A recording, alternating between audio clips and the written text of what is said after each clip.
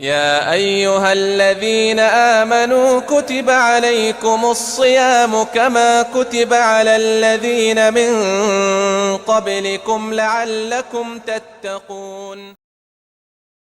نحمده ونصلي على رسوله الكريم. أما بعد فأعوذ بالله من الشيطان الرجيم. بسم الله الرحمن الرحيم. يا أيها الذين آمنوا أطيعوا الله وأطيعوا الرسول ولا تبطلوا أعمالكم.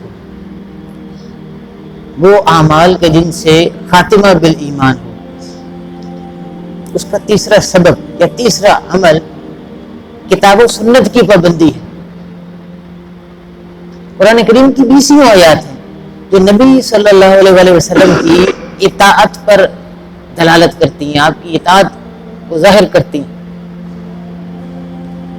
نبی صلی اللہ علیہ وسلم کی اطاعت کے بغیر ہم کبھی بھی جنت نہیں حاصل کر سکتے. یاد رکھیں، حدیث میں آتا ہے، آپ نے فرمایا ترکت فیکم امرین، میں 2 چیزیں تم میں چھوڑے جا رہا ہوں. ما تمسکتم بہما کتاب اللہ وسنت نبی وسنت رسولی، سارے الفاظ آتے ہیں. میں تمہیں 2 چیزیں چھوڑے جا رہا ہوں، جب تک اس کو ان دونوں کو مضبوطی سے تھامے رکھو گے تم گمراہ نہیں ہوگے. اللہ تعالیٰ کی کتاب یعنی قرآن کریم اور نبی صلی اللہ علیہ وسلم کی سنت.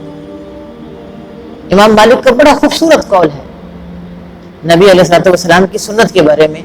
نبی علیہ السلام کی سنت کی مثال اسی طرح سے ہے جیسے سفینۃ نوح، نوح علیہ السلام کی کشتی کی مثال ہے. وہ شخص جو اس زمانے میں نبی علیہ السلام کے زمانے سے پہلے نوح علیہ السلام کے زمانے میں طوفان نوح سے وہی شخص بچ سکتا تھا جو سفینہ نوح میں نوح علیہ السلام کی کشتی میں سوار ہو جائے گا، وہی حقیقت میں اس طوفان سے نجات پا سکتا تھا. اسی طرح سے بالکل آج کے اس دور میں بھی جو شخص نبی علیہ السلام کی سنت سے تمسک کرے گا، آپ کی سنت پر عمل کرے گا، وہی حقیقت میں جنت کی بہاریں لوٹے گا. تو سنت کی تعلیم حاصل کرنا، اس کو سیکھنا ضروری ہے. دیکھیے نماز فرض ہے، ہم لوگ پڑھتے ہیں، قرآن میں بہت ذکر ہے نماز کا. 700 سے زائد بار نماز کا ذکر ہے، 700 سے زائد بار نماز کا ذکر ہے. سوال یہ کہ نماز کی تشکیل و تکمیل کیسے ہوگی؟ قرآن کہتا ہے ورکعوا مرتين، رکوع کرو رکوع کرنے والوں کے ساتھ. رکوع کیسے کریں گے، قیام کیسے کریں گے، سجدہ کیسے کریں گے؟ تو نبی صلی اللہ علیہ وسلم نے جیسے قیام کیا، جیسے رکوع کیا، جیسے سجدہ کیا، ہم نے بھی بالکل ویسے ہی سجدہ کرنا ہے. وہی اللہ تعالیٰ کے یہاں مقبول ہے. کوئی اور سجدہ اللہ کے یہاں مقبول نہیں. کسی اور طرح سے رکوع کریں گے تو وہ قابل قبول نہیں، اس پر ثواب نہیں ملے گا. ثواب ویسے ملے گا جس طرح سے نبی صلی اللہ علیہ وسلم نے نماز پڑھی. فرمایا صلوا کما رأیتمونی اصلی، نماز ویسے پڑھو جیسے مجھے نماز پڑھتے ہوئے دیکھا ہے. جبریل علیہ السلام تشریف لائے انسانی شکل میں اور 2 دن 5 نمازیں نبی علیہ السلام کو پڑھائی. تو آپ نے فرمایا امنی جبریل علیہ السلام، یہ نبی علیہ السلام کے الفاظ ہیں. آپ نے فرمایا جبریل علیہ السلام نے میری امامت کی. کس لیے؟ اس لیے امامت کی کہ نماز کی جو عملی شکل ہے وہ آپ کے سامنے آ جائے، اور پھر وہ ہمارے لیے اسوہ ہے.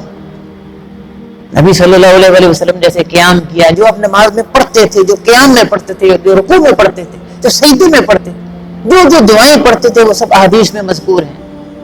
ان کو سمجھنا، انہیں یاد کرنا، ان کے معانی اپنی زبان میں یاد کرنے، پھر نماز پڑھنی. تو یہ نماز ہوگی تو ہمارے لیے مفید ہوگی، جو ہمیں گناہوں سے بچائے گی، گناہوں سے روکنے والی، جو مؤثر نماز بنے گی.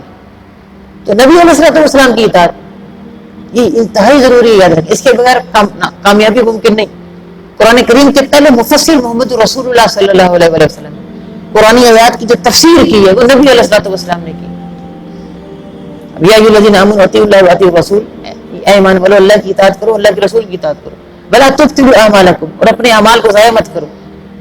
یعنی دلوں میں نفاق رکھ کر جب اللہ کی رسول کی اطاعت کرو گے تو اسے عمل ضائع ہو جائے گا. جیسے نبی علیہ السلام کے زمانے میں جو منافق تھے، بڑے بڑے اعتقادی نفاق میں مبتلا تھے، وہ نمازیں پڑھتے تھے آپ کے ساتھ. عبداللہ بن ابی بن سلول جو رئیس المنافقین تھا، وہ جماعت کے ساتھ نماز پڑھتے تھے ساتھ کھڑے ہو کر، لیکن دل میں کفر تھا، زبان سے اسلام کے اظہار کرتے. تو حقیقی اطاعت ہمارے جو اعضاء ہیں، ہمارا ظاہر بھی نبی علیہ السلام کی اطاعت کرے، ہمارا باطن بھی نبی علیہ السلام کی اطاعت کرے، تو پھر نجات ممکن ہے. اللہ تعالیٰ ہم کو نبی صلی اللہ علیہ وسلم کی حقیقی صحیح معنوں میں اتباع کرنے کی توفیق عطا فرمائے. واخر دعوانا الحمد للہ.